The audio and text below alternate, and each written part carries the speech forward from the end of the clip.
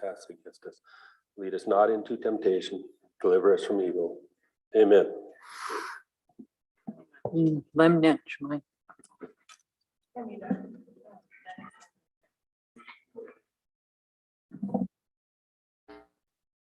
can you hear now? Yes, I can hear. Thank you. Abby, can you hear us? Yeah, Yes, I can hear you now. I missed roll call, so I don't know if anyone's absent other than the chairwoman. I'll let you know, Anita. Okay, just the chairwoman. Okay, we have a set of minutes from November 30th.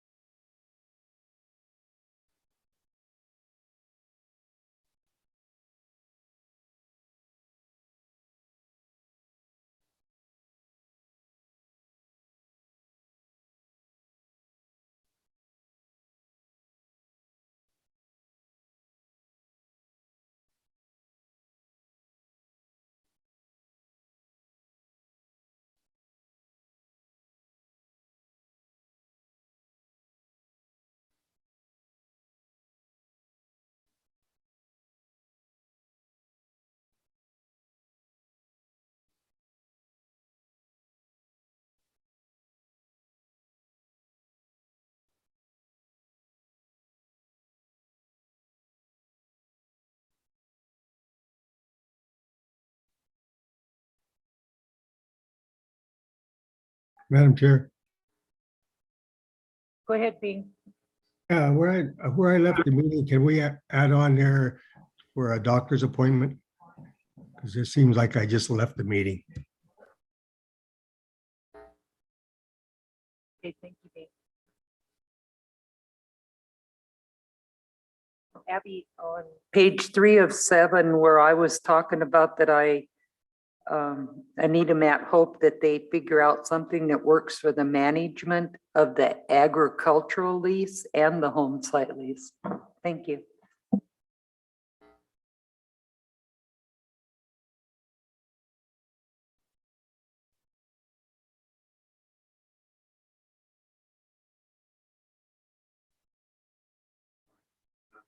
Sure. Go ahead, Jane. Page 3 of 7, Sherry Claremont. At the end of that sentence, I think it should be there instead of, is it here? Pablo House, and they potentially have the same water issues we have going on here. Never mind, I read that wrong.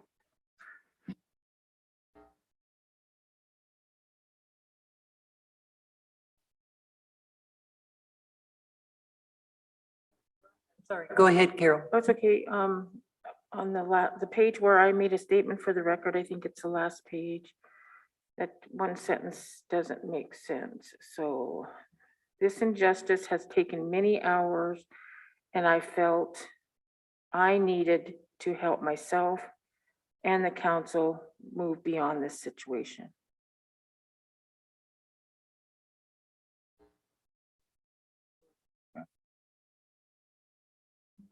Thank you, Carol. Did you get it, Abby? Yes, I got it. Okay, thank you. Madam Chair, Go ahead, Ellie. on the statement that reads as my statement on page 7, if we could clarify that that was a joint Council statement statement. from council presented by me. Thank you, Ellie. So how is that going to be worded? Let's find out.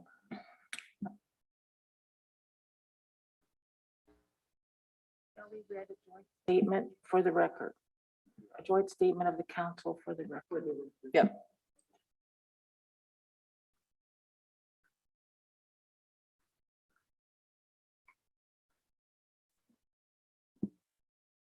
Maybe adding in my capacity as secretary, I read a joint council statement. That sounds good.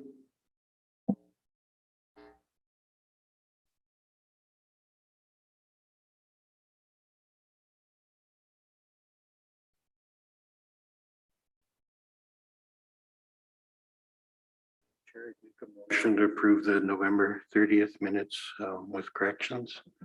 Motion by James to approve the minutes. Second by Ellie. All those in favor?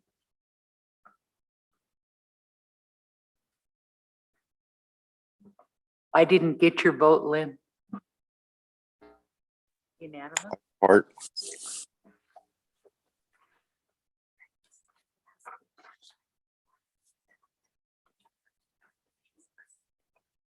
Okay.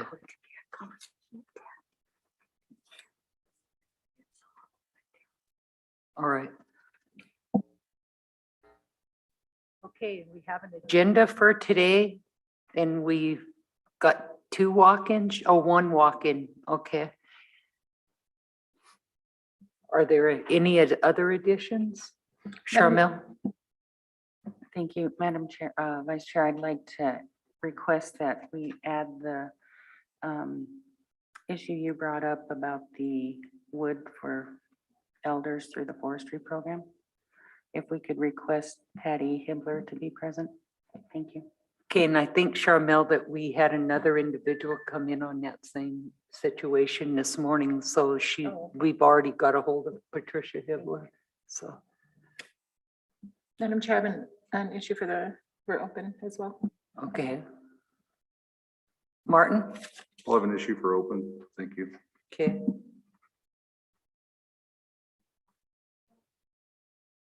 Go ahead, Carol. We approve the minutes, right? I have a correction. Go ahead, Carol. Is it okay with Yeah. council? It said with corrections. Okay, the last sentence of that statement of my statement, I have no desire to take that away from I put them, I meant the people. Is all. Thank you, Carol. Are there any other additions? If not, I look for a motion to approve the agenda for December 2nd. Motion by Ellie. Second by Martin. Okay, Carol's got a, I have something, Madam Chair, sorry. okay, motion by Ellie, second by Martin. All those in favor?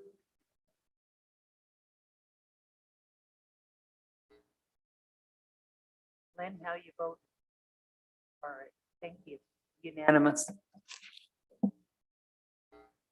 Okay, Arliss, part of your present or your issue is gonna be dealt with. If we can hold off to close to 10 o'clock when Rick comes in. So they're asking you to hang out for a bit because it will be addressed when Rick Eneas comes in for his presentation. If we can ask you to hold off a few minutes. Oh, go ahead, Carol. Yeah, I know that her mom, she's taking care of her mom. Her mom just got home from the hospital. I can talk to Arliss if you want me to, and then maybe she can just head out. I think we got it resolved is what I'm thinking. Yeah, my understanding is I think we've got it resolved. We're just, the next issue coming in or the 10 o'clock issue will deal with the pool of funding. Okay, so we would be able to call Dave Bick, or do we have to, is it approved to where we could call him to come, or do we have to wait, or what's the deal? Go ahead, Carol. Madam Chair, that's what she's saying, Arliss, is that this next discussion will, we believe, handle what you're asking. Okay, And until that discussion happens, we can't give you this we can't tell you to go ahead, because it's really up to the full body to make that decision that this is how we're gonna expend these funds. okay. And there's many situations, not only yours in this upcoming issue, so. Right. Well, I'll wait around till 10. I'll just call another family member to relieve Wade, so. And maybe it'll be sooner than that. Maybe we have no walk-ins, I don't know, besides Arliss. I think the only one we have is Arlos. So, Okay, I'll just wait out here, have a cup of coffee. Okay, thank you. oh, thank you, Arlos. Doug?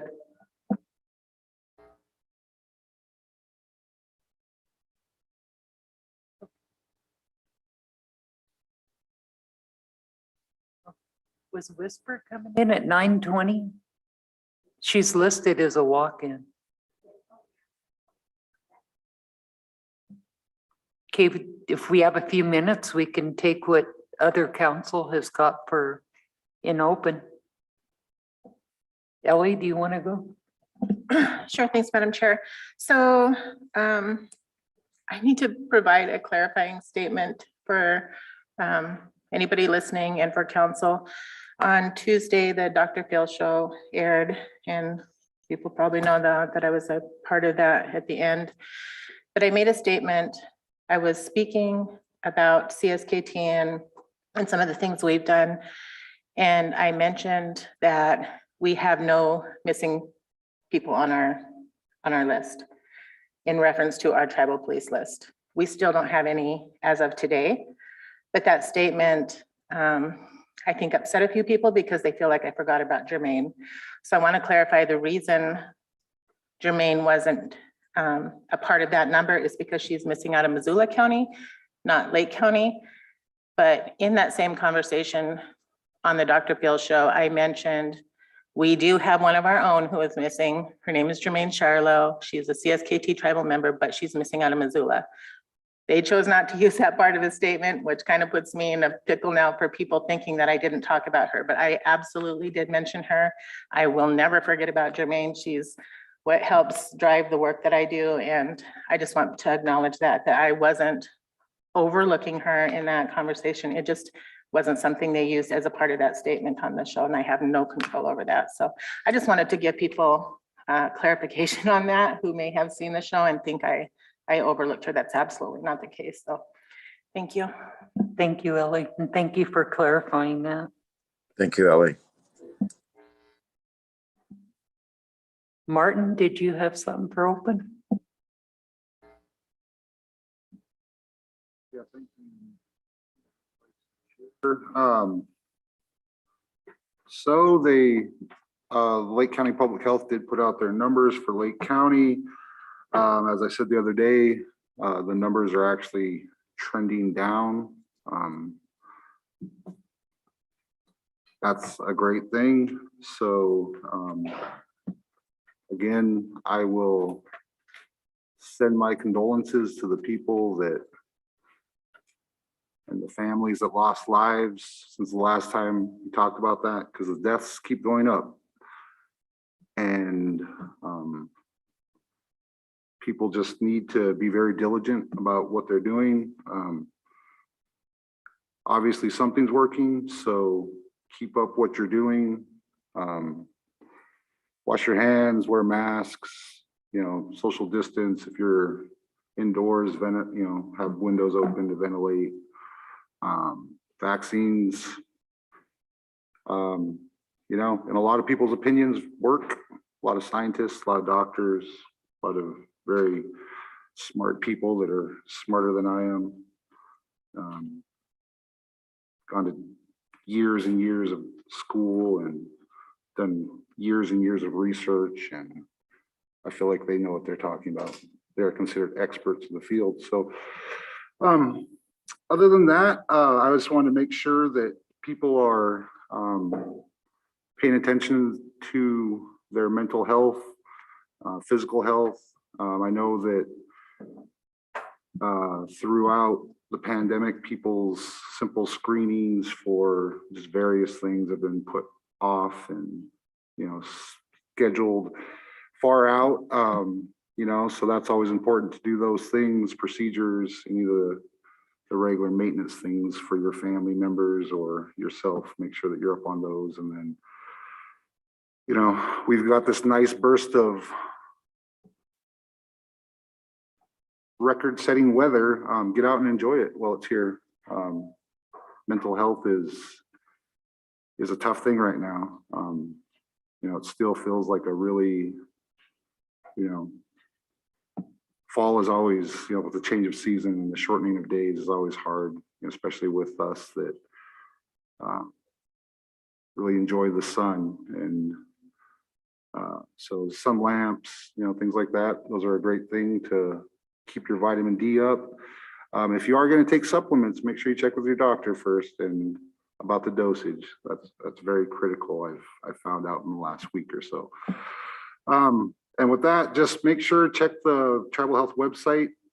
If you want to do vaccines, flu shots, those type of things. If you want a vaccine, you can pretty much go to any Tribal Health pharmacy and they will set you up and do that, I believe, for free. So just, let's take care of ourselves. Let's take care of each other, check on people. We've had a lot of loss in our community, and make sure you're checking in with the people that lost people, because the healing is, and the hard parts are really after, everyone is through. When people quit gathering, as far as like the services and all that, that's when the family really needs support.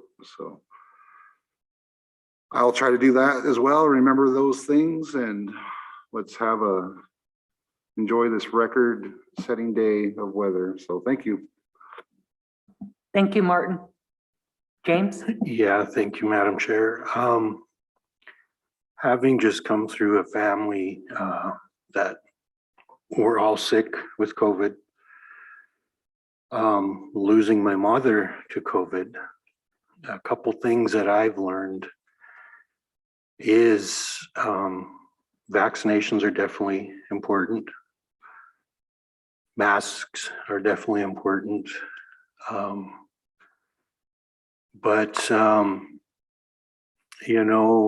The other very important ingredient and tool in this whole thing is having an oxygen meter. You cannot rely on how you feel to determine what your oxygen saturation level is. I had gotten COVID a year ago, and I was given an oxygen saturation meter, and that was the only thing that I could use to determine my saturation level. That's what I used to test my mom and get her into the hospital. Mom, your saturation is at 77. We've got to get you into the hospital. And so it would be really good if, I know probably all of the COVID money's been spent or what have you, if there's any left, but I think it's pretty important if a person or family has access to an oxygen saturation meter to be able to determine what is that level of saturation. And generally anywhere below 90 is critical, and you can't just go by the feeling. Some people will be in the 30s and 20s and feel fine and then get in the hospital and not realize that. So the other thing is, I'm just going to be very blunt about the governor of the state of Montana. The governor of the state of Montana has been utterly irresponsible during this whole process. I have no problem saying that. I think we as tribal people understand that. And they're probably listening on to this conversation in this meeting. That's fine.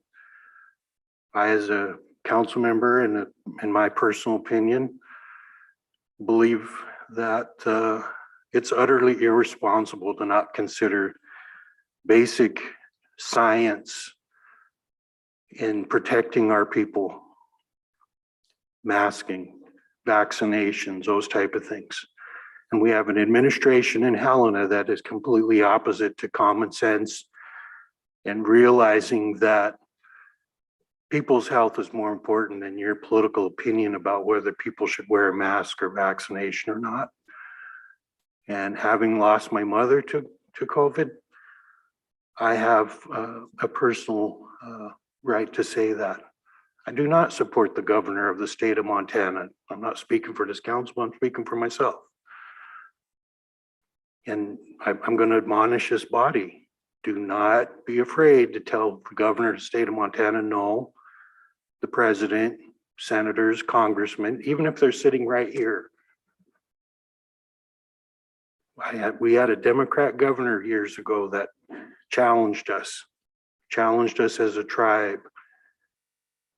And it's okay to tell the state of Montana no. It's all right. So, Lem Specia, and thank you, Martin, for the report. Yes, thank you both. All we can do is pray. Okay, we've got Whisper Means on a walk-in. Good morning, Whisper. How are you? Squext, I'm doing good. And I'm not here on a personal level. I'm here from my program, and I apologize very much for coming in on the public's time for walk-ins, but I really quick wanted to see if I could get a motion on extending the Ferry Basin elk hunt to the end of December. We had some requests. I had talked to Bing about this, and we decided that that was something that we were willing to do. Of the 30 elk permits, 6 have been returned, and it ended on November 30th. Madam Chair. Yes, go ahead, Dean. Yeah, I talked with Tom, and he asked me to, make that motion that we extend that elk hunt because he didn't see a problem with it. At the time, there was only 4 tags that were filled. Now I believe there's 5. But I also talked to Whisper this morning and see if she could get on the call so we could approve this extension on this hunt until the end of December. So we could do that. I'd make that motion to extend the hunt until the end of December. Okay, we've got a motion by James to extend the Ferry Basin elk. Oh, excuse me. Okay, we've got a motion by Bing to extend the Ferry Basin elk hunt until the 31st, second by Martin. All those in favor? Opposed? Abstain. Unanimous, motion carries. Thank you, Whisper. Thank you. Have a good day. Thank you, Whisper.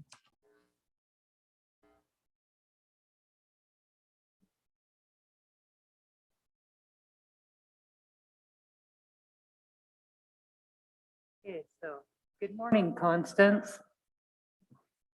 Next up is, oh, I think you're on a little early. I'm sorry. Ruth is up with the elders payment.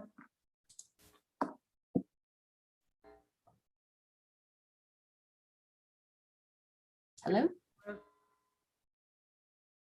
Oh, just waiting for my camera to, there we go. Kesquext, Kisuk beginning on page 2 in your packet is our agenda request to discuss the upcoming Elders Assistance payment. And attached to that was an analysis of mainly what our revenue trends have been, because we do commit the revenue sharing revenues to the Elders Assistance payment. And when we began this in 2015, it started at the $500, and we've continued with that through last year. As we look at the revenue trends, most recently, we've had a slight decline, and this is due to fewer gallons of fuel being purchased. But on the other side of that, with the alcohol tax, we've had more tax revenue coming in. So it almost balances it off, but not completely. So what we do have available is to continue either with option one, the $500 benefit, or should you choose to increase it in January to $600, that would restore the purchasing power of the original benefit. But if we have revenue declining in this current year, we would not guarantee you could continue with a $600 payment a year from now.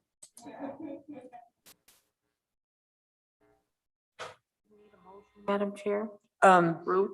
Yeah, I think Ellie's got a question, Carol.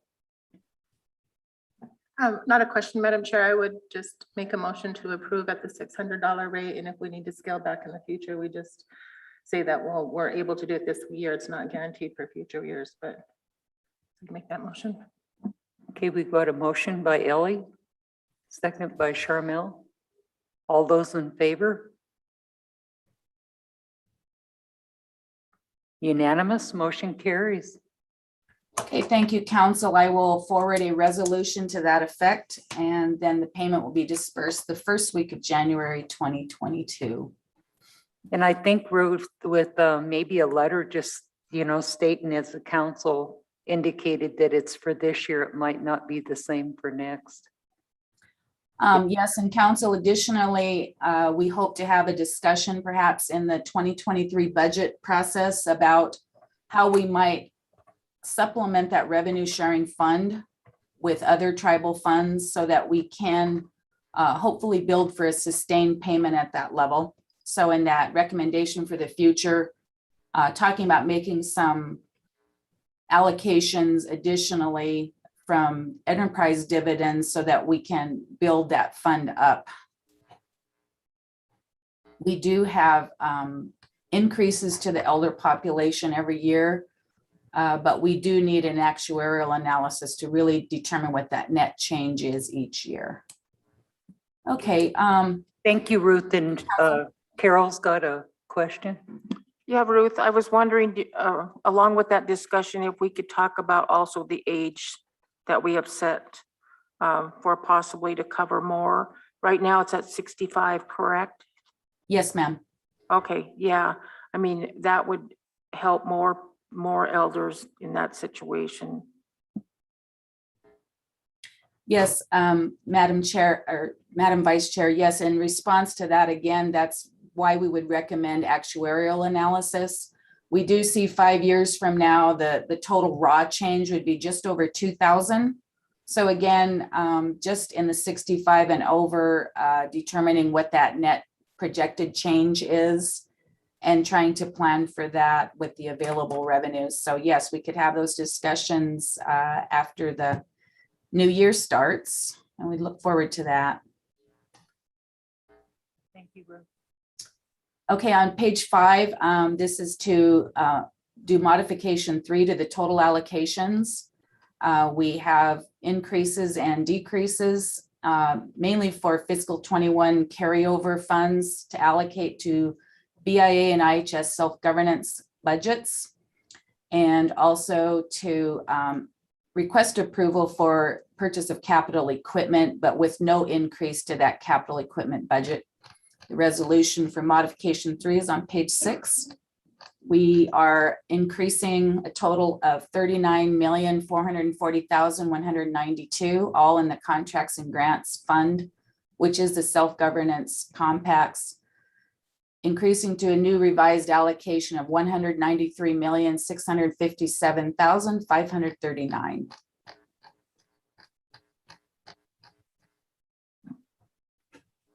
Martin? Thank you. I would make the motion to approve the modification 3 of the fiscal year 2022 budget. Thank you. Motion by Martin, second by Mike. All those in favor?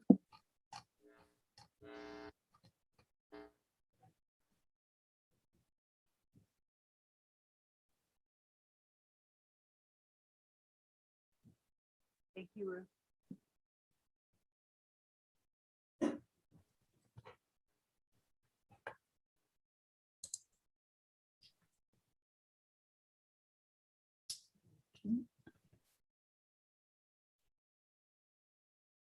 Thank you, Ruth.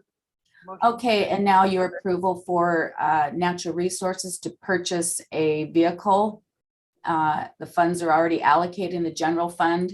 We're just requesting approval of the capital level purchase because it was not part of the enacted budget for that program. Make a motion to approve. Motion by James to approve the purchase of a vehicle by NRD. Second by Ellie. All those in favor? Unanimous. Motion carries.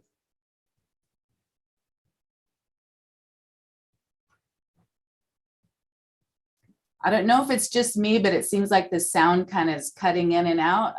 Did I hear you say you passed? It passed. I'm sorry, Ruth. I don't know what's going on, but I had my microphone on that time. Okay.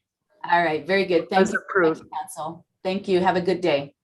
Thank you. You as well.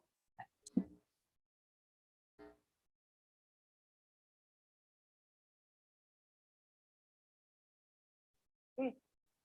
Next, we've got Jim Taylor with some contract approvals, starting on page 8.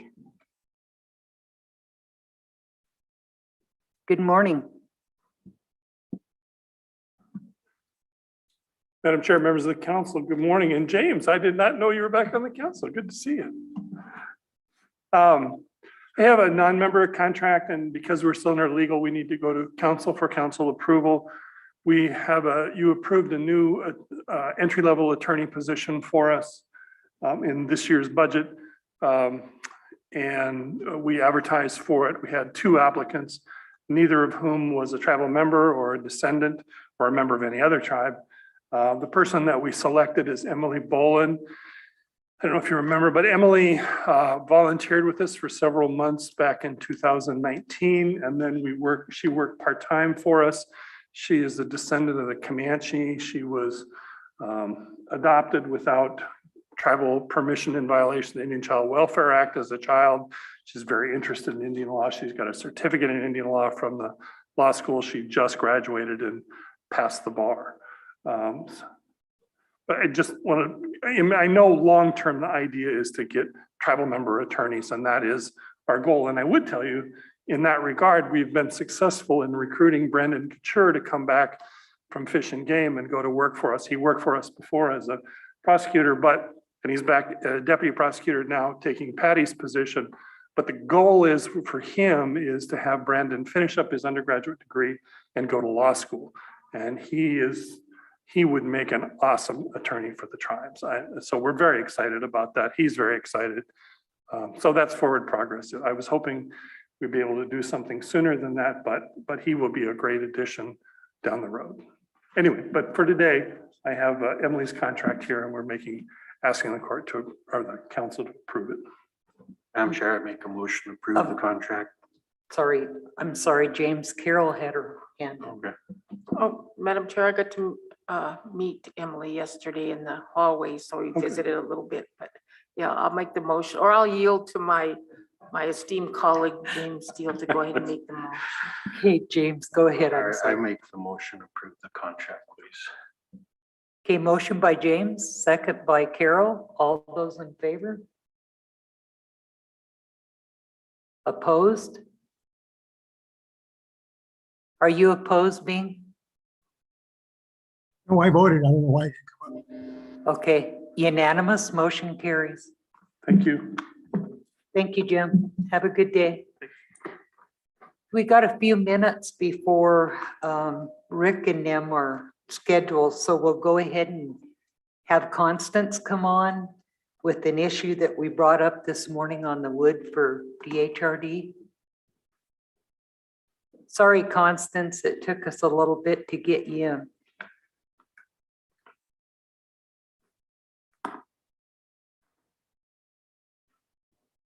I think you're muted, Constance. Yes, I was. There you go. Good morning. Good morning.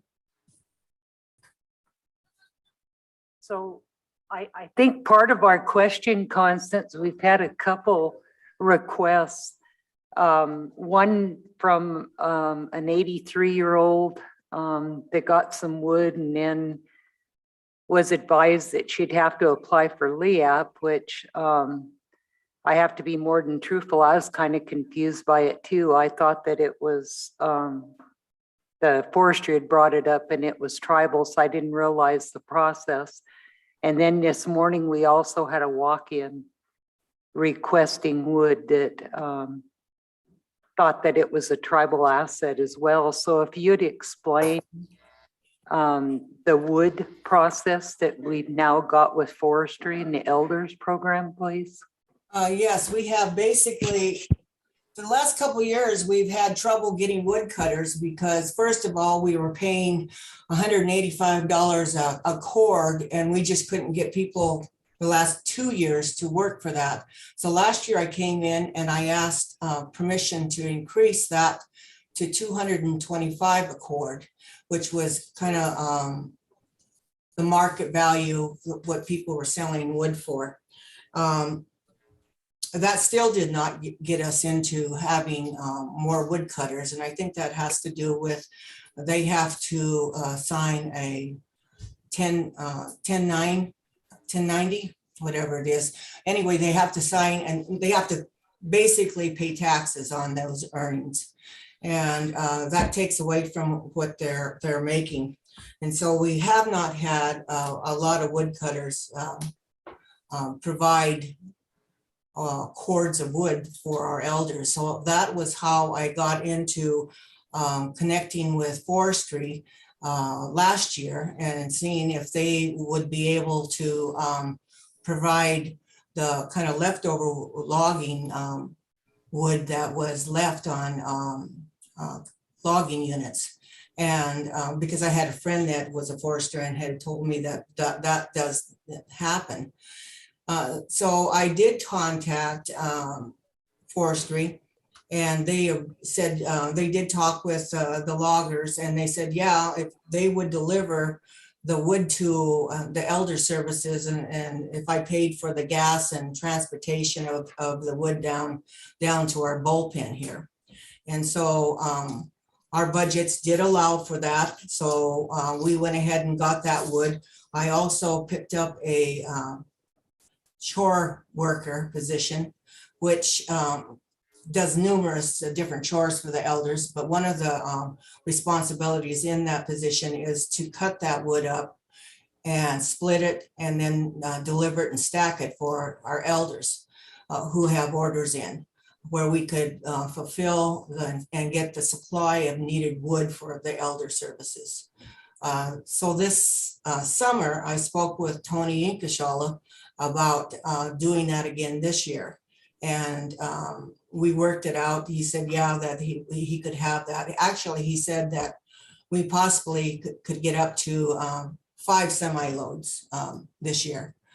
And we have gotten 2. And speaking with Tony this morning, he advised that he worked that the cost of the transporting the wood down to our bullpen into the logging contractors agreement, and that is a part of their contract to deliver that wood down to the elder services. And again, I do have my worker that will, that we are paid or we're paying and who's a part of our elder services budget for the work that he does. So that's kind of where we're at with it in regards to the wood. And it is basically because of the shortage of woodcutters that we have not had available. Okay, Charmel's got a question.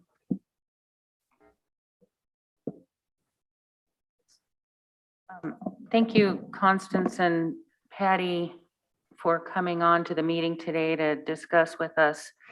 I think Anita and I and possibly other council members have been contacted directly with some questions about how this might be.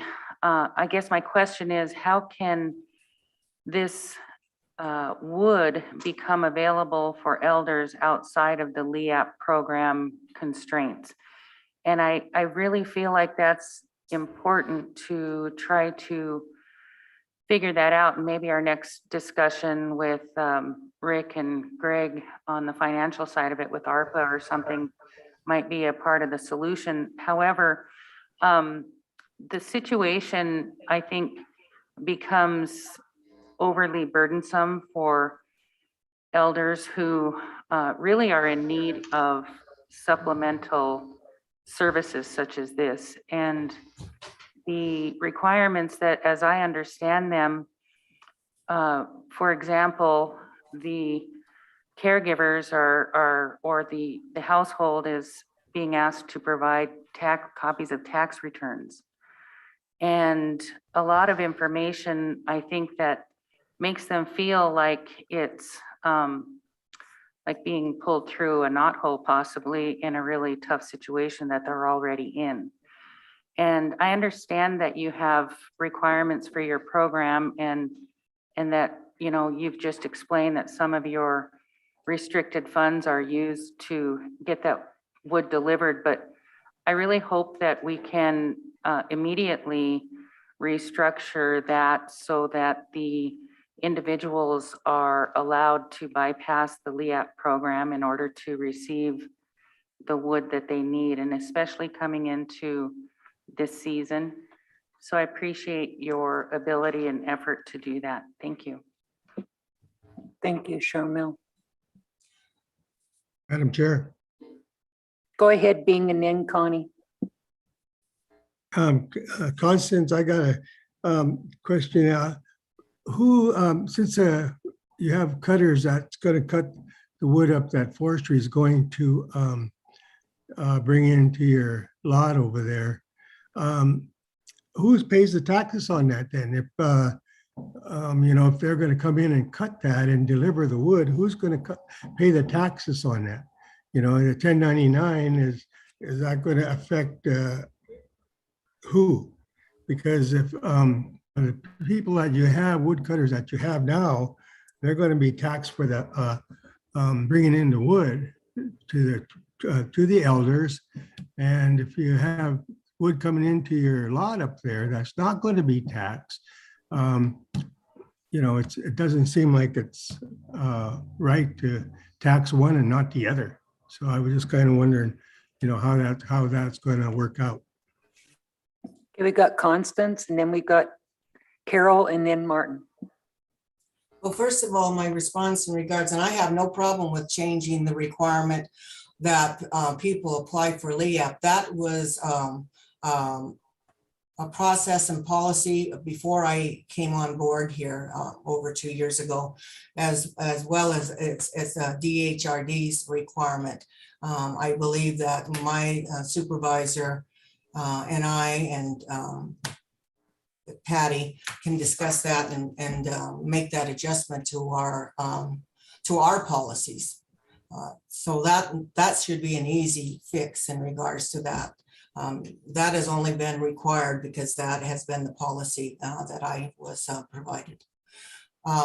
As far as the woodcutters cut, and yes, they do get taxed, and that's a policy, tribal policy, that the woodcutters' income from cutting the wood is taxed. The loads of wood that forestry has provided is brought, my understanding is being brought out by the logging contractor. And I'm assuming that they're probably getting the tax for that income that they're making from their logging unit that they're logged. I have a worker employee that is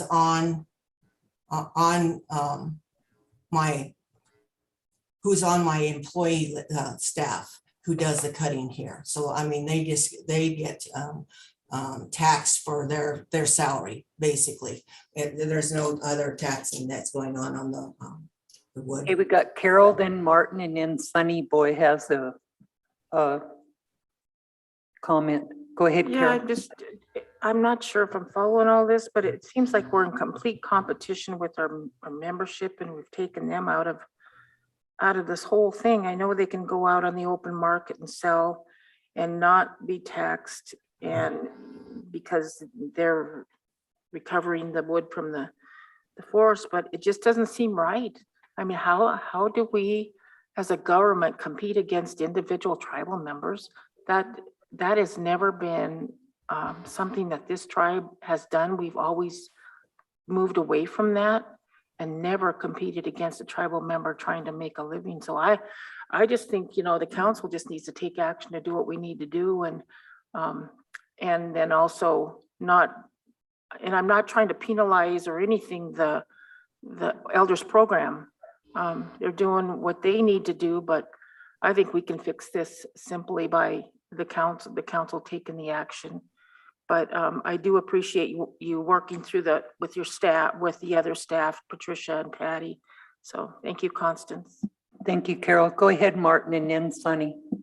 I guess I have a couple questions.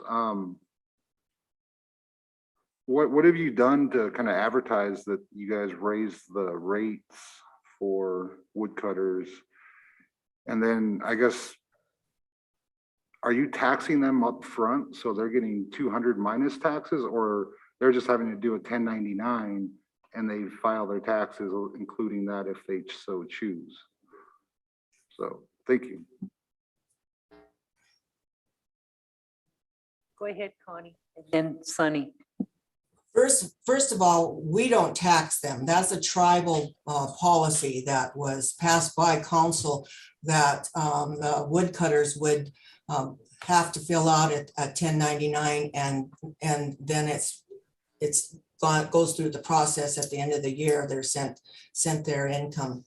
And the other question was, we have advertised in the Charcusta, on the radio, recruitment, and we do say how much we are willing to pay for our cords of wood.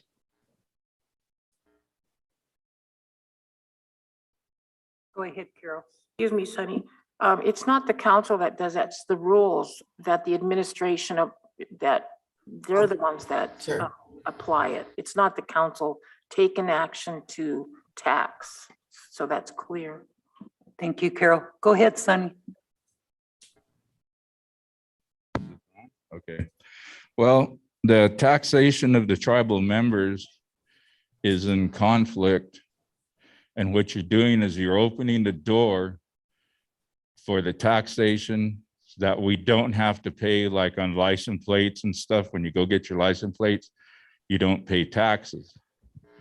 And what you're doing now with this becomes a violation of the 1963 illegal concurrent jurisdiction, where it states that we won't be paying taxes in there either.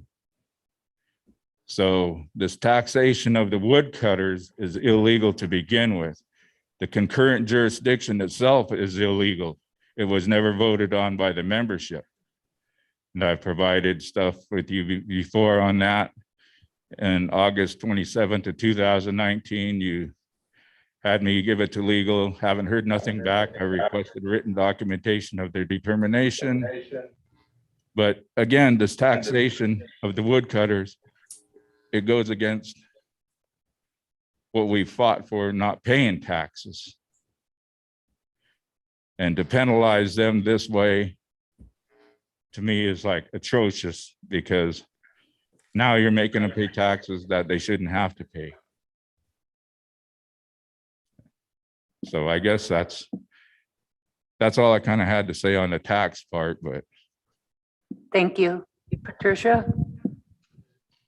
Good morning, and thank you, Chairwoman and Council. May I recommend as next steps that I work with Constant and Patricia and kind of look at the policy in the way that it's written now. Look at it and see what are constrictions that we're bound to based on the fund sources, and which are just policies we create as process. Those can certainly be adopted. And then we'll also take some time to look at the implementation of the 1099 process for the woodcutters. I think we've got to look at that in relation to tax requirements. And see if we can legally do that a different way or not, and then we can report back to council. Thank you, Patricia. Charmel? Thank you. I appreciate that, Patty, that you, and I know that you guys can work this all out. I guess I'm curious about the timeliness of resolution. And as I was speaking with the individual last week, they were so frustrated with having to provide tax information that they asked that the program just come and get the wood and take it back. And I don't know what the walk-in situation was today, but if there's any way to provide, if we need to provide an action to waive that for those individuals until you're able to come back, then I'd be willing to participate in that vote today. But if that's not necessary, if we can just allow those elders to utilize and keep that wood where it's been delivered, I would hope we can work that out as well. Thanks. Thank you, Charmel. Martin? I guess a couple things on this. Couple years ago, I think a tribal member didn't qualify for LEAP, and I thought that, you know, that at that time council had done something where they basically gave all the elders, regardless of income or anything, gave them a couple cords of wood or the equivalent of oil. You know, I don't understand why we couldn't do that. You know, it worries me that you only have one person trying to cut up multiple semi loads of wood and having that sent out in a timely manner. I know elders are very particular about length of wood and type, and just delivering a load of wood that's various sizes and types of wood to these elders is doing them a disservice. I feel they've earned the right to at least request the type of wood they get and the lengths, things like that fit their stoves. And also to have elders that request specific woodcutters that they've gotten to know over the years and things like that, and having those woodcutters not want to work with the program because of how they're treated there, I think should be something that's addressed. You know, customer service there sounds like it needs some improvement. That's coming from both elders and woodcutters, or potential woodcutters that probably didn't go through your program anymore. So things need to improve over there, bottom line. And we are here to provide that funding. If you guys have to, you know, raise the rates to cover taxes, and we explain that to woodcutters, if, you know, the more they get paid per cord, probably the more tax, you know, that they may. So let's figure something out to assist them. You know, like, I know insurance is a barrier for some woodcutters.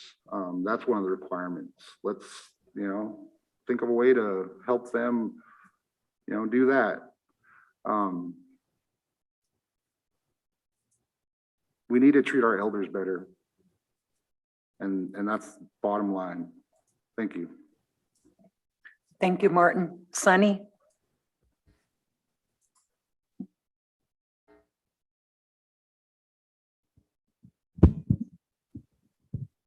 Well, I'd just like to kind of comment on what Martin said is in the past, I myself had cut wood for not just specifically elders and stuff, but when you get a client, you ask the client, what size is your stove and what size does your wood need to be?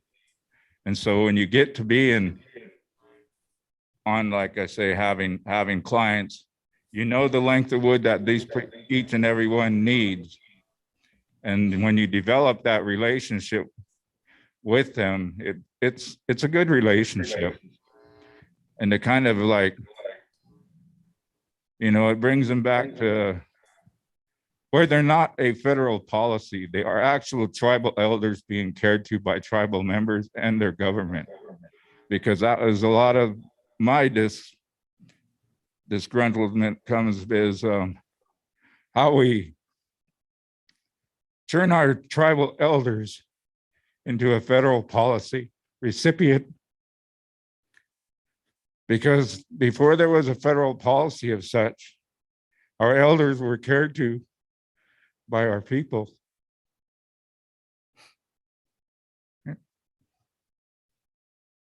And that's where we need to return to. And that's why you're hearing what you hear from them. It's easier to give it back than to use it. Not to subject yourself to these, I call them atrocities of the elders.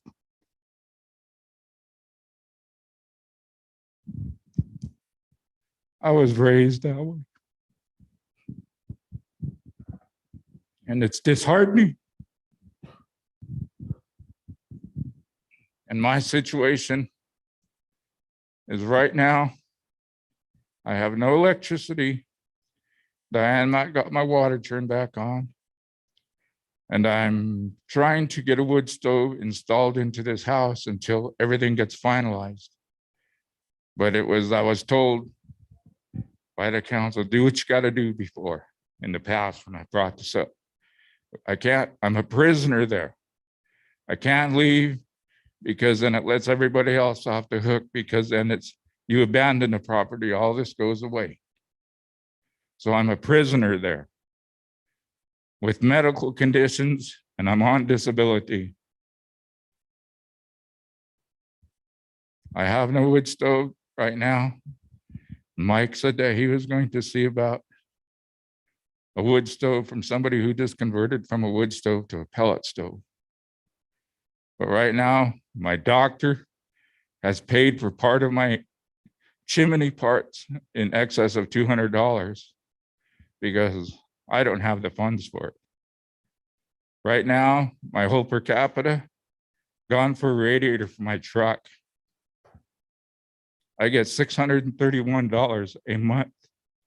And running a generator, since I have no electricity, costs me $25 a night.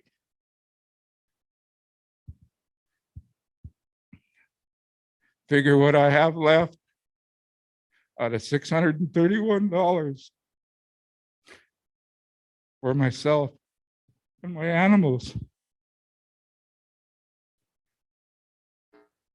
Nothing. I'm in the red.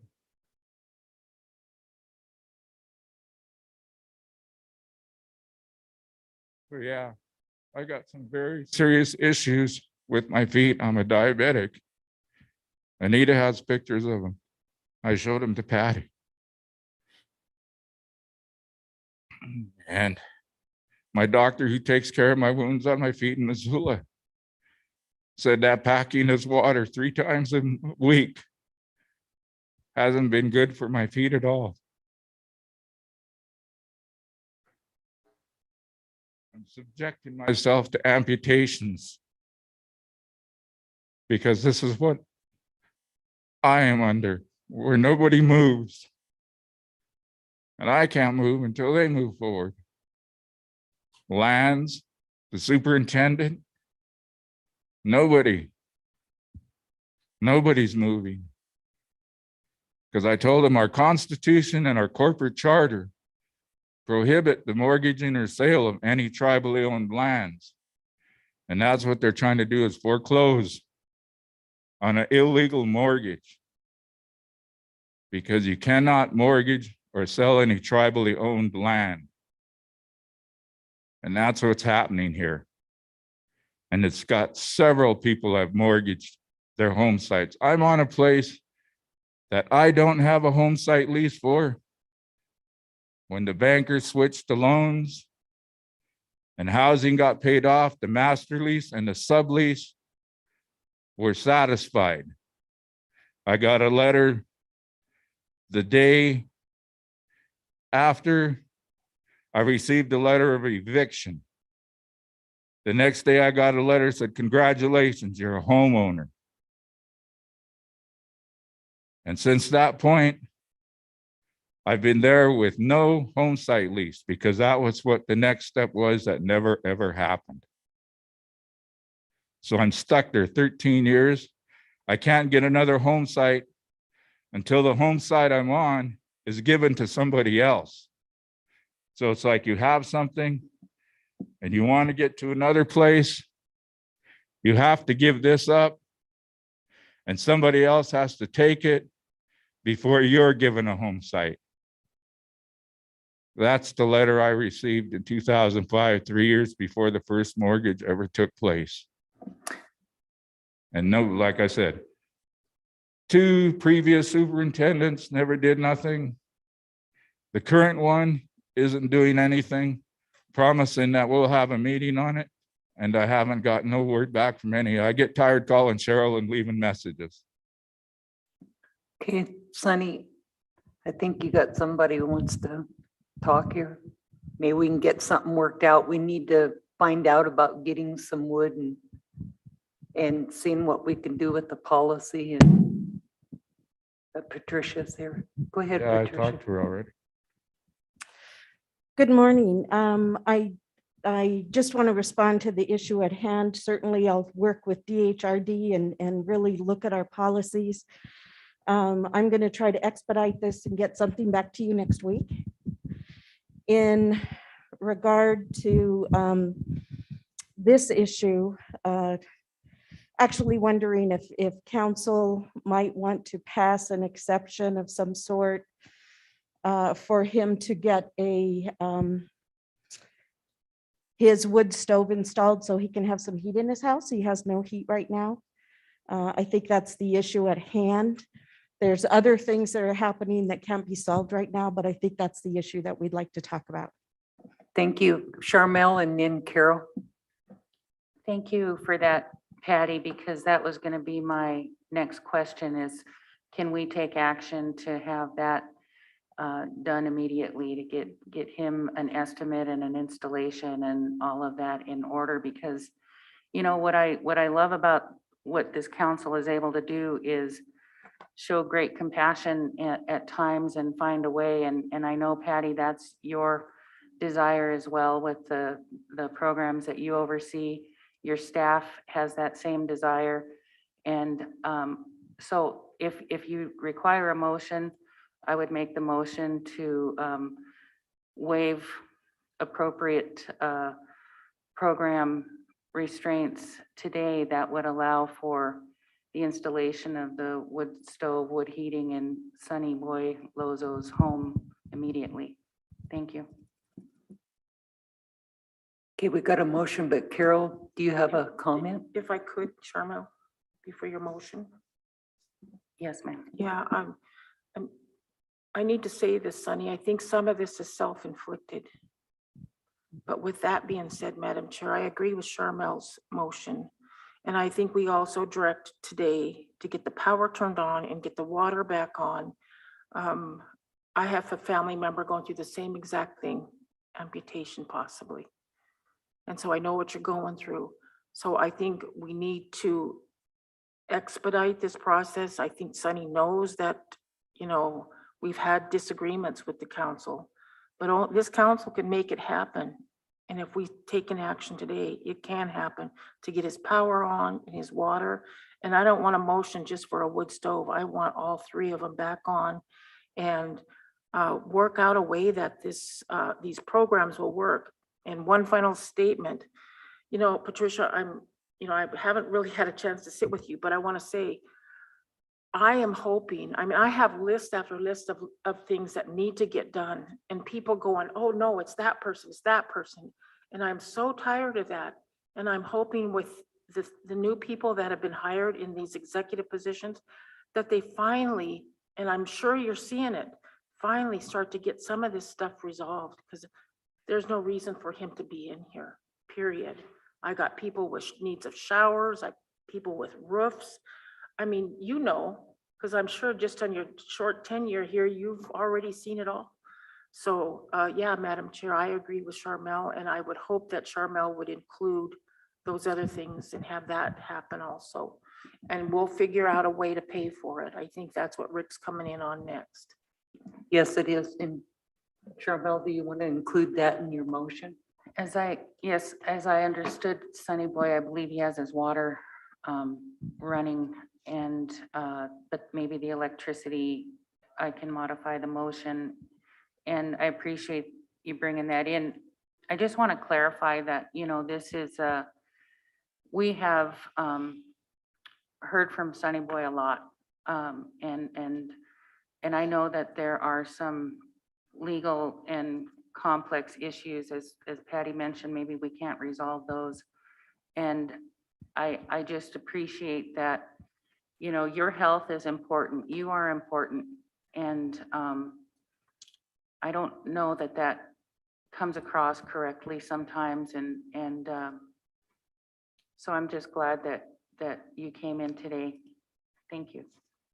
Casey, we have a motion on the floor by Charmel. The motion was to, go ahead and restate it again. I'm sorry. Motion to waive applicable program policy, motion to waive applicable policy restraints in order to allow for installation of wood stove heating and restoration of electricity for Thomas Sunny Boy Lozo at his residence immediately. Carol? Yeah, and I'd also second that motion, and I'd also ask that they keep us appraised of as they move through this, so we know it's getting done as soon as possible. Thank you. So we have a motion and a second. All those in favor? Opposed? Abstain? You're abstaining. Martin abstains. Motion carries. Madam Chair, Go ahead, Martin. reason for my abstention is actually, may I change mine to opposition? I would say if you're going to oppose something, you shouldn't abstain. I just worry this sets you know, we have a lot of tribal members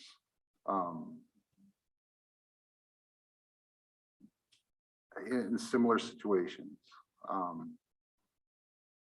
And that is always problematic when we react.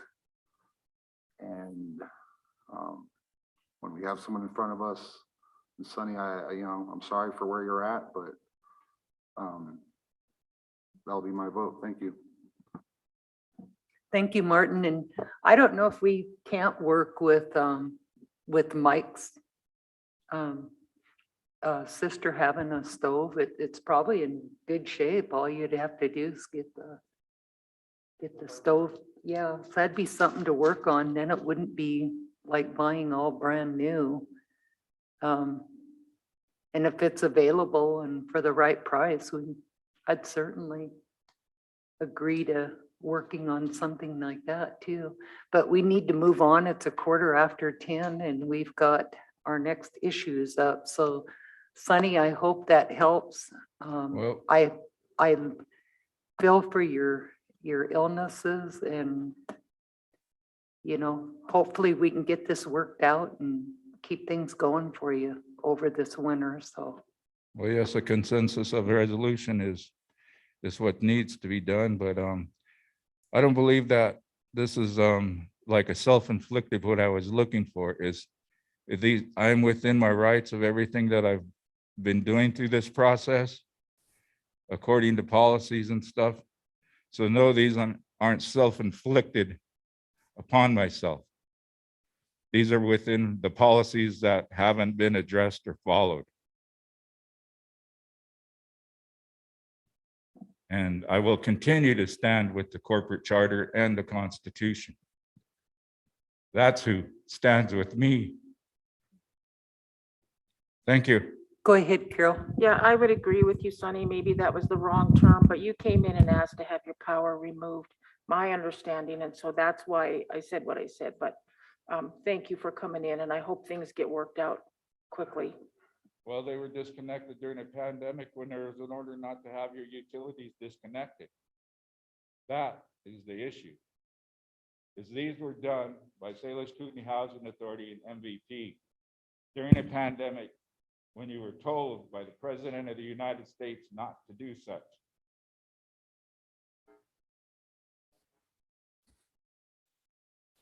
Thank you, Sonny. And Patricia, thank you so much for coming in and helping us with this issue. And we look forward to an update. Thank as you. soon as we can get things going here for them. And I really look forward to hearing from you about the instances that you've got, so we can really look at the issue holistically. So please reach out. Thank you. Thank you. And thank you, Sonny. Have a good day. Okay, we're going to take a 5-minute break real quick, and then we'll go into our next issue. We're already running about 18 minutes late, so.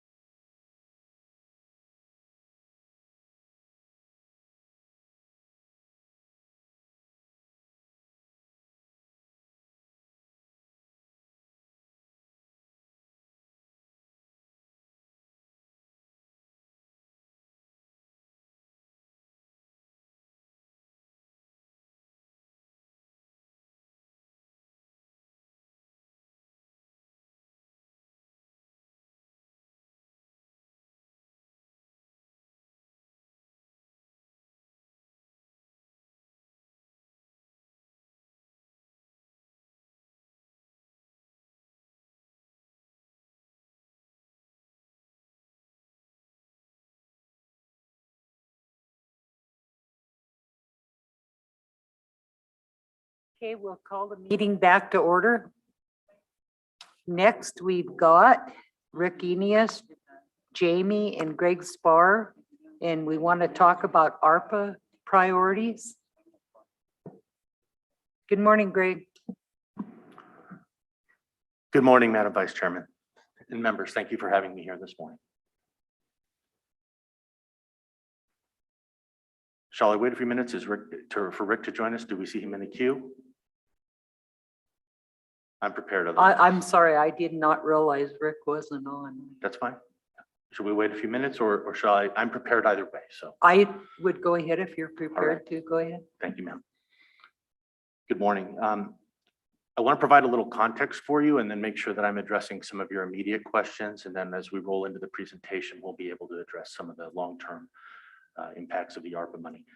On Monday, November 22nd, my team got together and started to have a comprehensive discussion about ARPA. And it's what made us so prepared for the request that Arliss had last Tuesday, and for us to be prepared to address the immediate need and to address that in an immediate fashion. May I? Thank you. So it allowed us to address that in an immediate fashion, and I think that there are financial reserves available to address those as they arise. And I'm pleased that we're able to accommodate the immediate need and that we can formulate together a long-term solution using the ARPA funds and in coordination with some of the executive leadership in their departments to be able to find capacity to provide policy that is not a hurdle, but that is a complementary to the needs of the membership, and that allows us to use these funds that have been given to the tribe from the federal government in order to meet the needs of the organization and the membership directly. So we're pleased to tell you that I think we've continued. I believe Arliss is here. Ma'am, I believe that we've already approved the temporary solution of the tank and some immediate water supply in order to help meet the immediate needs. And as we talk through the presentation that I've prepared for you, which is the analysis of the ARPA funds and how it is that we'll be using those, I think that it'll be clear that there is a path forward for a more permanent solution, a more broad-based solution. And I know that the funds are here for those reasons, and we're prepared to enact quickly in order to accommodate that. Are there any specific questions about where we are till this point? Shall we move right into the analysis, or what would you like to do? Go ahead, Sherman. My only question, Greg, is if you could move your microphone up a little bit so that we can hear you better. Thank you. Is this better? All right.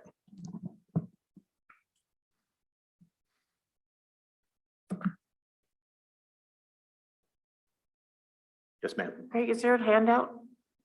There should be a part in the packets of the PowerPoint from a PowerPoint discussion. It's page 15 through 19, Carol.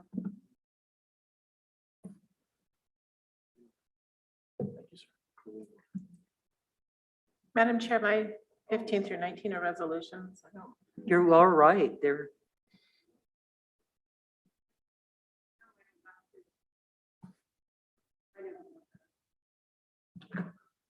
You're right, Carol. That's resolutions and stuff.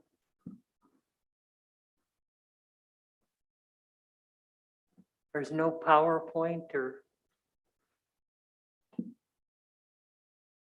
I'm checking my email, ma'am. I'm sorry if it's not included in the packet. I'll certainly be able to provide it if you give me just a moment. Will do. Just email it to Martin.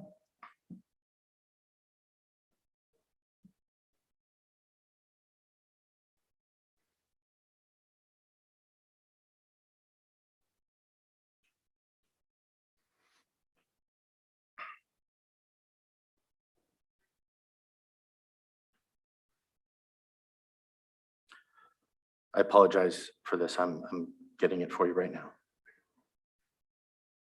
Thank you, Greg. Looks like they're working on it.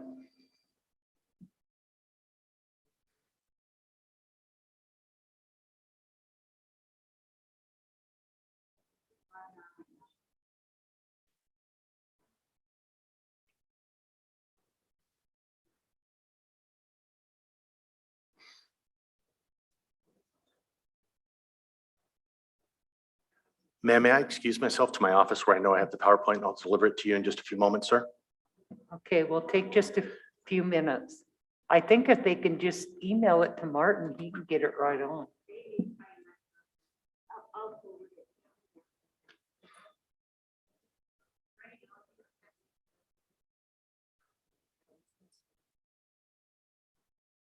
I want to go to the end, please. Yes, it's that one. Did you get it, Mark?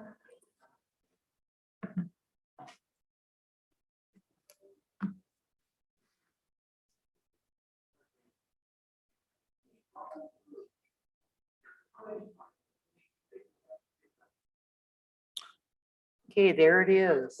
Thank you for your patience. Oh, thank you, Greg. Go ahead. All right, so as we look at page 2, this will kind of identify for you the team that was involved here.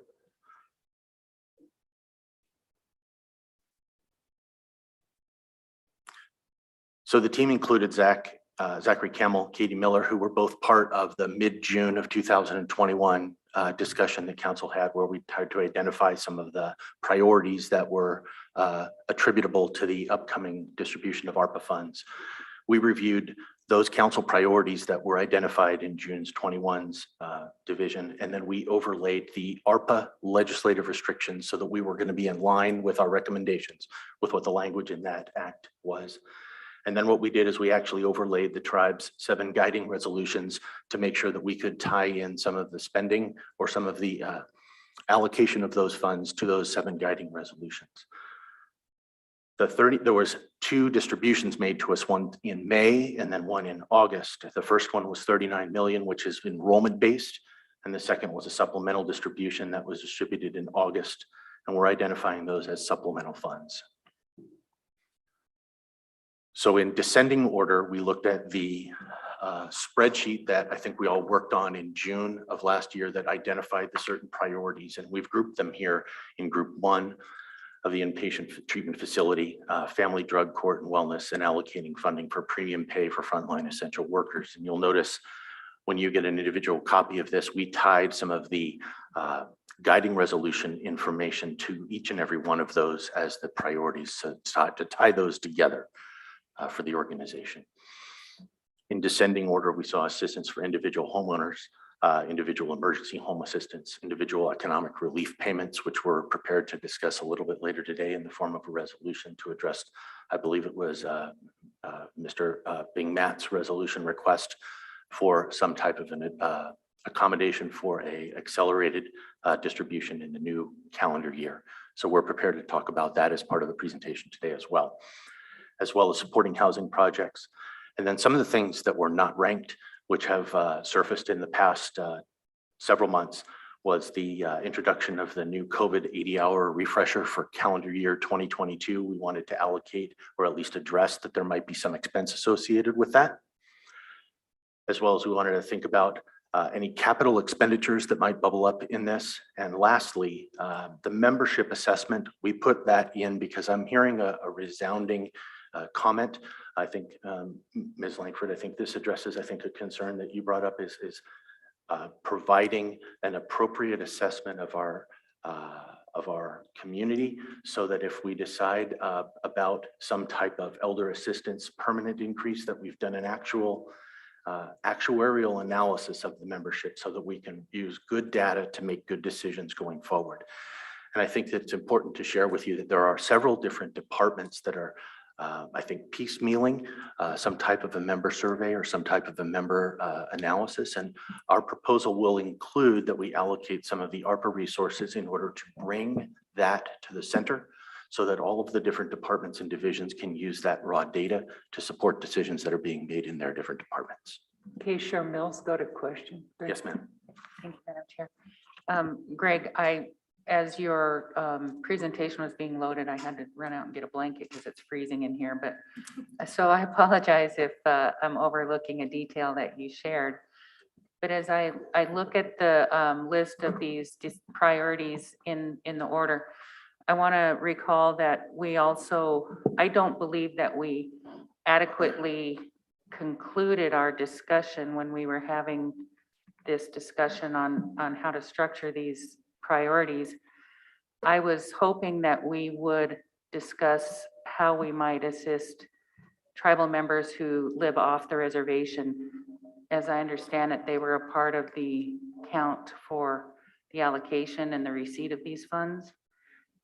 Thank you. I'll make a note. Pardon me, I'll make a note of that. I did not see that as a widespread priority off of the June's conversation, but I'll make sure that we add it as part of our ongoing discussion.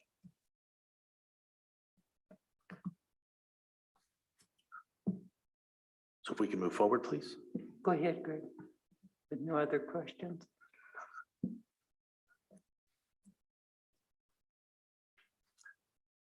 So the first part of this is the enrollment-based decision-making tree, which tells us that enrollment distributions to the organization were 39 million.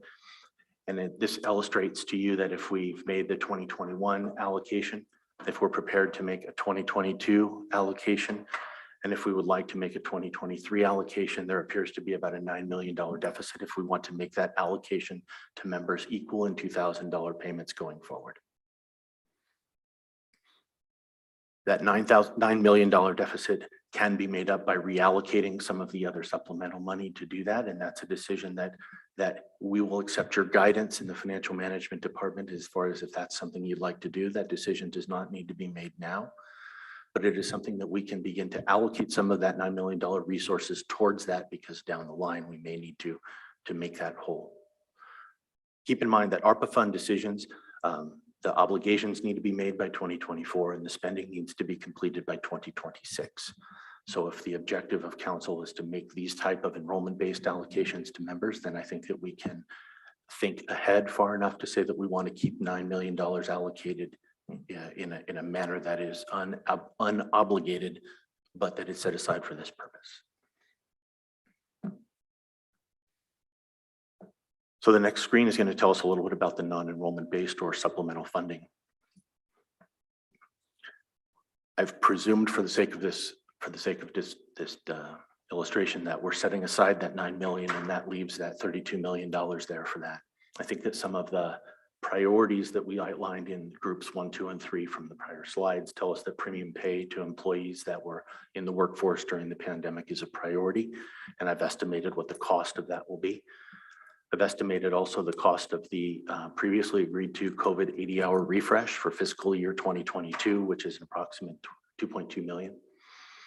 And then what we allocated here in the membership assessment line is what equivocates to about 1% of the overall receipt of the organization to be allocated for certain evaluation and ongoing understanding of what the actuarial data of the organization means and how it should inform the decision-making of the organization. Are there any questions in the top section? So then following here are some of the priorities, or what I would call the remaining priorities from the prior section. It talks about the inpatient treatment center, the drug court and wellness program, assistance to individual homeowners.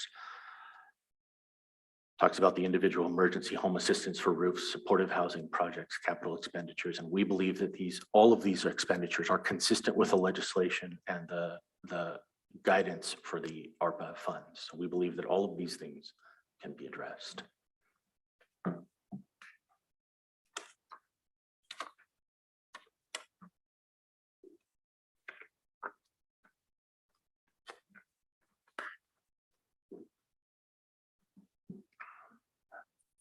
So I think that here we are in what I would call the meat and potatoes of this. And I think that what each and every member of the executive committee is prepared to do is, with your instruction, to go back to our constituent departments and to really tackle these core objectives and say, we are ready to put these things in place. Councilman Langford, I think you mentioned that there's a list of things that you can identify of opportunities to meet member needs. And I think that what the objective here is to say that these departments are ready to do that. My request, or I think my guidance is that the executives go to those departments and say, this is what council wants us to accomplish. Do you have the capacity Tell us how much money you need. Tell us what the timeline for putting that into place. Talk to us about what the policies are to make it easier for members in order to qualify for these funds, and for it to be something that the departments own and say, we are ready to deliver this to members. And we're going to use these ARPA funds in order to accomplish it. I think that what we've seen in other instances is the application of federal dollars to programs, and then not a really great understanding of how those need to be expensed for member needs. And we end up with funds that must be either returned or that haven't been spent in a qualified fashion. And we don't want this to happen on our ARPA funds. We want to be able to prioritize the use of ARPA funds to meet member needs across the boards. And we want to require the departments to have ownership of making sure that that's happening in a manner consistent with all of the guiding resolutions in the service to members. Go ahead, Carol. Yeah, one of the complaints that I've heard with work that's already been done to homes is having it done right and having it completed. People get work done through HIP or wherever, and in some cases, they aren't completed. They're done, but they don't bring the home back to a standard that, you know, that it was built in or it should look like. And so I'm hoping we have some kind of person that oversees those construction projects that make sure that they're done to a standard. And I know housing has standards on what they're supposed to be done by, but I've just seen some of this stuff, that work that's been done, and it's less than. And so I think we need to make sure they're done right. And I know we will. It's just like, wow, there's just so much to be done, but thank you for this. I'm finally feeling a little relief by at least seeing that you're looking at starting to engage people, because I couldn't even see that. I was like, okay, we have all this money, but how is it going to get done? And of course we need to hire people. We need to, you know, contract with people, but that can be done quickly, you know, so at least I see a little light at the end of the tunnel. Thank you for that encouragement. I think to your point, ma'am, I think that part of having the capacity to accomplish to the standards that we require is part of that being engaged at the department level to make sure that we're going to be doing these things and that we're going to be meeting the needs of membership with these ARPA funds at a level that we are satisfied that it meets their needs. And that's going to be our commitment from the executive level to engage our teams in order to accomplish that. I think that an additional point is on the next slide is that we are very engaged in actively tracking the spending to completion on a quarterly basis. Now, this is a hypothetical tracking mechanism. This is not a suggestion for inpatient treatment center or family drug court or emergency home assistance. These are simply guidelines. But I think that what it does is it illustrates that we're prepared when we have these activities in place to start talking with you on a quarterly basis to talk about what funds have been allocated for those resources, how much of them have been spent, and what remains. Because I think you'll see at the bottom of the grid here, again, this is a hypothetical example. We don't want to get to the end of the cycle and have resources that have been unobligated or unspent. So my commitment to you is to make sure that as we engage and enact these strategies, that we have accountability from financial management side in order to account for how those budgets been eroded and what's left to be obligated and be spent, as well as to make sure that we're accountable to you and to the membership for how those dollars are working. Go ahead, Carol. I am sorry if I'm supposed to just sit and listen and then let you get through it. But what I see, this family drug court can handle a lot of the inpatient treatment, because what family court would do, I believe, is do an assessment of each person and each family coming in. And if there's a requirement for inpatient treatment, then that's where they would go. And when they get out, they come back to treatment.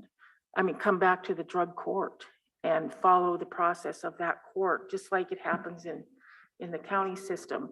But we're seeing success. You know, it's not 70, 80%, but at 50, 60, and that's good. I mean, at least we're starting to see that. And I think if it's a tribal one ran by tribal people, I can see it happening because I think people are really starting to jump on board and say, we need to do something.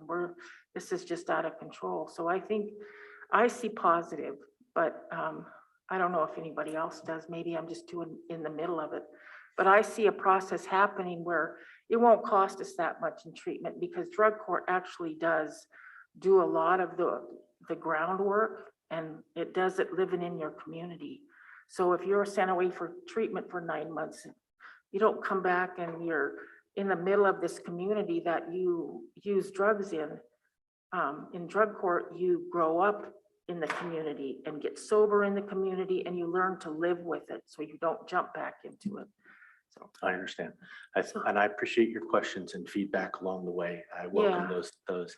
I think that illustratively here, we want to be able to articulate that when we reach out to the different departments that are responsible for that we tell them and we encourage them that this is council's priority, and we want to use the ARPA funds that have been allocated to the organization to accelerate and meet those needs on an organization-wide basis and be accountable for the funds that have been allocated there and accountable for how they're being spent on an ongoing basis.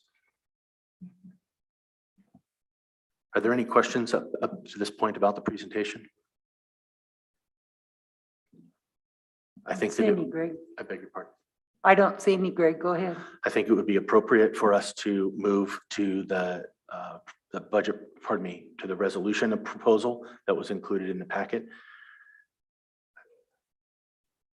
You tasked the executive officer in the last meeting to make a recommendation or propose a resolution in order to accelerate the next or the calendar year 2022 distribution to members.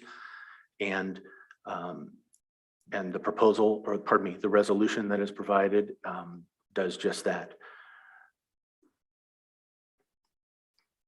What was scheduled was a June distribution of $2,000, and the resolution is drawn in a way that allows that to be divided in half and to be accelerated into the January month so that it can be provided to members on a more immediate basis.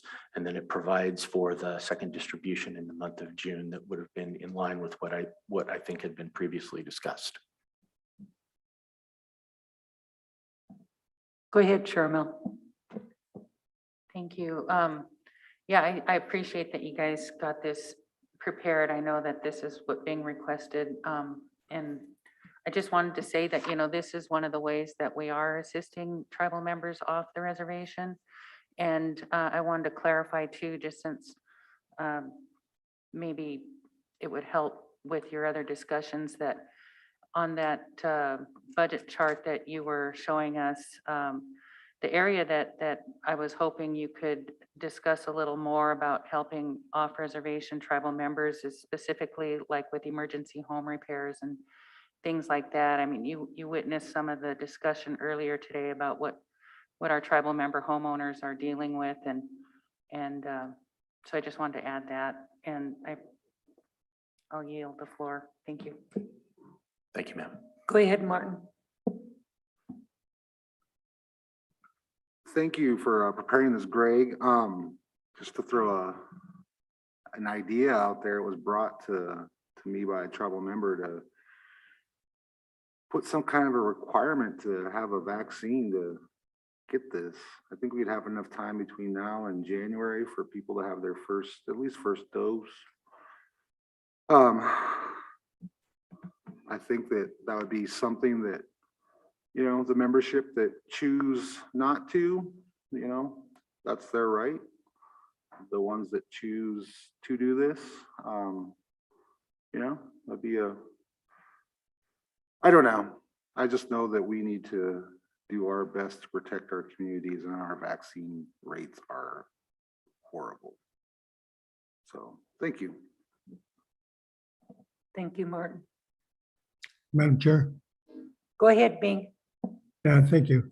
Madam Chair, I don't see that stipulations are needed for this relief payment. It's for all the members, and like I stated before, people had plenty of time, 2 years, to get their vaccinations. And I don't think that any stipulation should be put on these individuals, that are that are going to be just not wanting to get their vaccinations. If they didn't get them by, when they were required to the first time around, they're not going to ever get them. The other day I was in Missoula coming down North Reserve, and there was a whole block of people there standing there on the street with signs stating that no boosters, no shots, for COVID, and they didn't want that. And I told my wife, I said, there's a good example of how many people right there is going to get this stuff, and how many of these people are not going to be here in a year from now. And it's a shame, because a lot of our younger people was standing in that line, and there with these signs of whatnot to not get these shots. But anyway, like I say, I don't think there should be any stipulations be put on this payment for the members. It's for them, and it's already planned, but we're going to want to put out half of it now. And I think there shouldn't be any stipulation put on this. And I would make that motion to authorize, this relief payment to the members. Go ahead, Mike. Thank you, Madam Chair. Greg, does this resolution allow that if say we have a situation where there isn't a person eligible in January, but they are eligible in June, that they receive the whole payment? All $2,000 rather than just the half, 1,000 of the June payment? You raise a good question, sir, and it's not written into this resolution, but I can certainly do some research and make sure that if it's the council's wish that someone who is not eligible at this first payment date, that they be entitled to the entire amount on the June date. I'm sure that we can find the appropriate language and amendment to this resolution. If that's the right course, I can work on that for you, sir. I would like to see that. I don't know about the rest of the council, but I would like to see that. Thank you, Mike. Okay, so we have a motion by Bing to approve the resolution. I have a comment. Oh, all right, we'll hold off. Go ahead. Thank you, Madam Vice Chair. And yeah, Mike, you bring up a real good point, because these types of issues come up after the payment comes out, and it always gets council put in a sticky situation on making sure that we are treating all of the members fairly. And also on to the other point that that Bing brings up, I also would strongly have to agree with Bing that we put no stipulation on this. So anyway, I just wanted to mention that, and I would make a second. Okay, Charmel's got a question, then we'll go to the vote. Thank you. I just want to clarify then, the motion is to approve the resolution as presented, and that the eligibility question, eligibility is just basically being enrolled, alive and enrolled. And that's the only eligibility factor, correct? So, so as presented, then those eligible in June would receive the allocation scheduled for June, which would be the 1,000. Is that correct, Greg? That's the way the resolution is written, correct? Okay, so those who become eligible in June are likely either newly enrolled or infants, and then this payment is based on economic hardship. So I'm just trying to clear this all up, that we all, okay, thank you. So the presentation is motion to present or approve what's presented. That's not amended. Is that correct, Bing, and whoever gave the second, Lynn?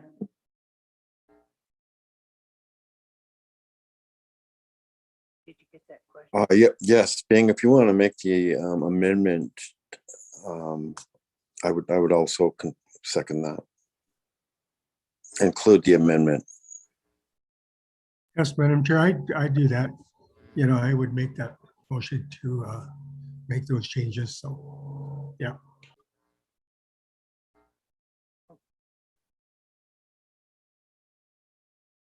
Go ahead, Mike. Basically, my question concerns all those that are born after January payment until May, basically, and make sure that the 2,000 payment goes to them. That's the people I'm thinking about, and that's what the amendment would be. May I make a suggestion? Go ahead, Greg. I believe that based on what the resolution reads as it stands now, does not necessitate a stipulation for the vaccine to be included. It is void of that at this moment. I believe that we can present something in the new calendar year between now and in the new calendar year that addresses that and brings that to bear, if that's to your satisfaction. That would compare the enrolled eligibility as of the January distribution date and compare that against the May 31 or the end of May to determine, and we will not let that linger. We'll have that discussion earlier rather than later. So you're saying we don't need an amendment to this to include those children born after January? Is that what you're saying? We can, I believe that you may read that into the notes and have it as part of the discussion, but I will pledge to you to have that for you before the end of the year if you'd like to make that an amendment. Okay. Okay, Martin and then Carol. Well, I wasn't trying to amend this resolution. I was just bringing up that was brought up to me by a tribal member, and that was their suggestion because they're aware of the COVID numbers. So appreciate what you guys are doing. You know, we did talk about incentivizing the shots, and I think that's kind of where that came from. We talked about it, we said we're going to do it, and then we decided not to do it because of whatever reason. So just the background behind what I said. Thank you. Thank you, Martin. Carol, did you have something? Yeah, I was just gonna say that, thank you for that clarification, Martin, because I wasn't in favor of including that. I would like to, but I don't think we should put that stipulation in there. Secondly, the next payment after the one in January, the resolution will cover those that are enrolled. I mean, I don't know what the issue is. I mean, we always cover those as resolutions come out and we approve them. We don't have to make any special stipulation. We just say all enrolled members. And if you're enrolled and you meet the deadline, that's the way it's always been done. Go ahead, Mike. I agree, Carol, but as written, those folks would only get the $1,000 of the June payment, and it's supposed to be a 2,000 annual payment, and that is all I'm trying to include. But they aren't enrolled until they're enrolled. And if you get enrolled, I hear what you're saying, but you're not enrolled when the first payment comes out, then that's the way it is. The second $1,000 comes out and you're enrolled, then, I mean, birth doesn't have it. Well, I think we're throwing some things in there that could confuse the whole process. All I'm trying to do is make sure that anybody that's eligible in that calendar year gets the full $2,000. That's all I'm trying to do. Go ahead, Charlo. Yes, thank you so much. That's why I wanted to clarify what was being motioned and amended and whatever, because I want to make sure everybody understood. And I also would not be in favor of mandating the vaccination. So I wasn't thinking that that was the amendment that was being proposed. I understood, Mike, to believe that every enrolled member in June should be eligible for the full 2,000 economic hardship payment. And that's all that I thought he was trying to incorporate, which I think is what Len was agreeing to as well. Thank you. Then I believe then that Mr. Dolson's language should be added to this resolution that says that it should be added as an amendment to this resolution in order to avoid any lack of clarity in the upcoming calendar year. And I'm happy to do that and provide it for council. So Lynn and Bing, do you want to wait until they bring the resolution back and maybe this afternoon? Madam Chair. Go ahead, Bing. I agree with Mike. You know, I mean, most of these are going to be babies anyway that going to come into the world by then, be enrolled by then. And yeah, I support, you know, going ahead and let these individuals get that $2,000 payment. I don't have any problem with that at all.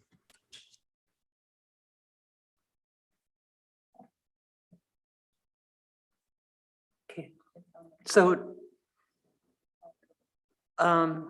we've got a motion on the floor and a second by Lynn. And with corrections, all those in favor? Unanimous? Motion carries. Thank you. I'll have the amendment for you back down here before your end of session today. And thank you for your time and attention. Thank you, Greg. Go ahead, Carol. I beg your pardon. The Bransons. So they have a bid from a tribal member well driller. When will that be? When can that be handled? Even though I know we got the temporary situation covered.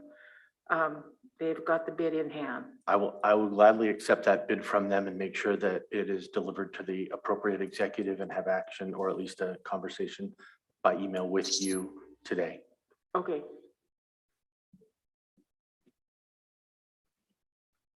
Go ahead, Martin. I know we've had other tribal members, or at least one, come in this week with a similar well issue. Their issue is that whoever the well driller is just can't get to it. They've already been provided a tank, but you can't do laundry with a tank. You know, it's like, I really hope that we help our tribal membership, not, you know, and do it across the board. You know, I appreciate us helping Arliss and her family because they're family. But, you know, we got to make sure that we're not skipping people and not helping them just because they're already signed up for a program. Let's beef up. What is it? Housing had 15 wells that they need to still drill or something.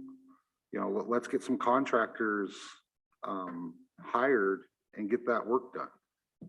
You know, they always, I don't know what their excuses are, but you know, we have this weather right now that we could be drilling wells a lot more easily than we could when it freezes and when it's cold. So, you know, this urgency that, you know, I appreciate you coming in and telling us all this work that you guys have done, but, you know, I'd like action. And so, you know, maybe get with housing about those people, those tribal members that have wells that need to be dug. And you know, it sounds like there are other contractors out there that we could go with, not just the couple that they have or the one that they have that is obviously overworked. So if we could add some help to the rest of our membership that is in need, that'd be appreciated. Thank you. Thank you, Martin. Go ahead, Carol, and then we've got Patricia and Arliss, and Yeah, we need to Madam get Chair, moving. being on the housing board, excuse me, I didn't mean to overtalk you. Being on the housing board, I kind of have a little more insight on this other issue. I think it's Rulier. I know that she is on the list. She's coming up, and that's why she got the emergency tank. And so she is already funded and everything. These individuals aren't. It's emergency situation. And so that should be taken care of. There was also a bridge issue that the well drillers refused to go over this shoddy bridge. And finally, we got another bridge down the way that somebody said, you can use my bridge to get it over. And so I think Bud has worked hard to do what he can. And I think it's coming up real soon that one should be done and online to get drilled. Okay, thank you, Carol. We got Rick and then Patricia, then Arliss, and then we need to move forward with the agenda. Thanks, Madam Chair. I think one of the things that that Greg had on his slide is if council gives blessing to the presentation, the priorities and the uses, a lot of those uses cover the circumstances that we're talking about. And we're in a good spot where really we just need the go ahead to then start actively using this money to address those needs across the board. So I don't think we need an official action. There's already a budget in place for these ARPA funds. We just want to make sure we're not going down the wrong path. And it seems like we're not, based on the discussion, and maybe we can add some additional things in to Charmel's point. But if we're good with kind of the different goal or priority list that Greg presented, then I think we can start to address those needs right away. Thank you, Rick. I think we're good up here, but yep. Okay. All right. Thank you, Rick. And we're Patricia and then Arliss.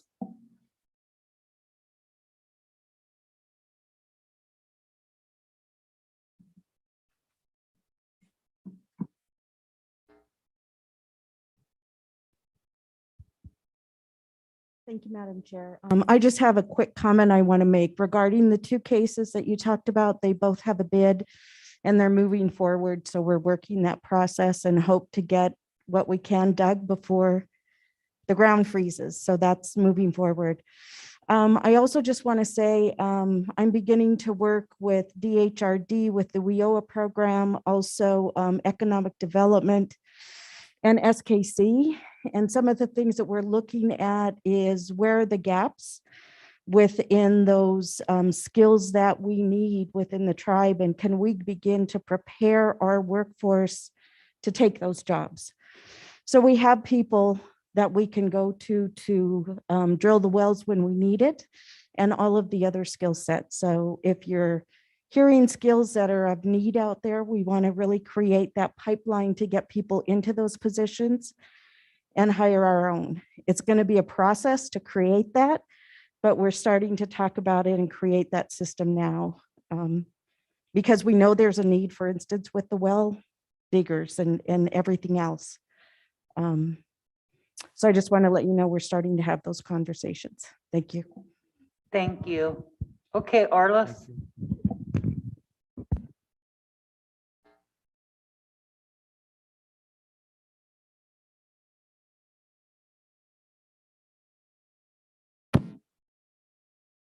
Okay, I just want to say one thing is when we ran out of water, we knew that we had to get on the phone and make some phone calls. So when we had Red Horn come out, they told us that, you know, your well is dry. So he called a friend over in Plains and he said, well, I'm out until April or July. He said, we can't seem to get the pumps that we need coming in. So I just kind of, you know, come up with, looked in the phone book under the Lake County area, and we came up, I called a couple others, and one guy didn't call back. And like I said, when we came in last week, I got a hold of Dave Bick, and he was, you know, just up to help us. And he said that he didn't say he could have us a well in, you know, by Christmas, but he said, I will work on getting you, hopefully getting you a well in by December, you know. And I just thought that was real nice of him. He wanted to do everything he can do to help, and he forgot to drop off the bid at Doug's office. So he drove all the way down to our house and dropped it off and asked us how things were going. Then Bud stopped by yesterday, and that was nice of him from housing to see, you know, how the water situation was going. And I just told him it's working out. I said, but we can't shower, it's hard, but we just doing what we have to do, hauling our water and filling up the tank and things like that. And I just we would like to thank each and every one of you for helping us in, jumping on this and getting this done. And we are raising 2 grandkids, and we've got a grandson that's he's a heart doctor, and it's just good that we're able to get this done. And we're taking care of my mother too, that just got home, and it's stressful. I understand, and I just hope that all the people, the tribal members that need a well, we can get this done. But I don't know if you guys want to call Dave Bick and see what he can do to help. I don't know, but He is a tribal member also. yeah, he is a tribal member, and I don't know what went on in the past over, him not able to do some drilling. I just don't want to go there, but so he said that he would do what he can do the help, and I want to thank housing for bringing down the tank and bringing water down, in things just happening real quick. Thank Okay. each and every one of you. We appreciate it. We really, really do. And thank you, Carol. Okay, we got James, and then we need to really move on to lands. I mean, I can talk a long time. I'm sorry, Anita. Thank you, Madam Vice Chair. Arliss, I just wanted to say it's so awesome to have your mom coming home. That was so scary to hear, when she went over to the hospital, and I know I was in the hospital with my mother, and we're just praying for your mom to get better. And so I'm so thankful to you and the family, and blessings on you all for your mom, and may she completely get better and recover. So you are most welcome.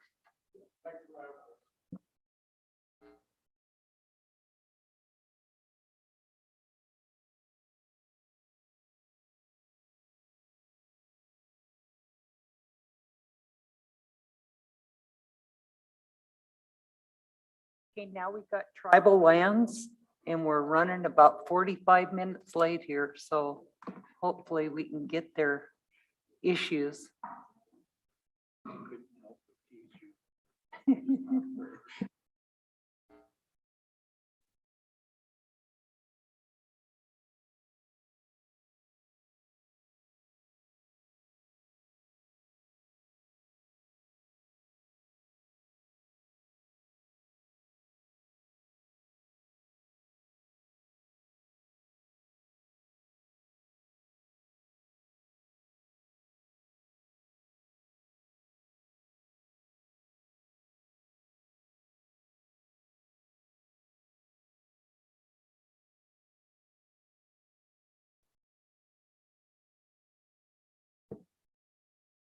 Okay, when Jim is ready, Mark, we can get going. I apologize, we're running late, so we'll try to get through what we can today. Sorry.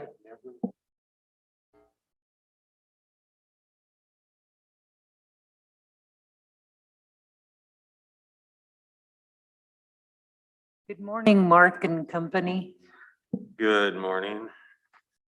We are going to be going over the bid packet, not the bid packet, but the land committee packet. It starts on your guys' page 20. We are going to need to go into executive session at first and then come back out to do any kind of council action.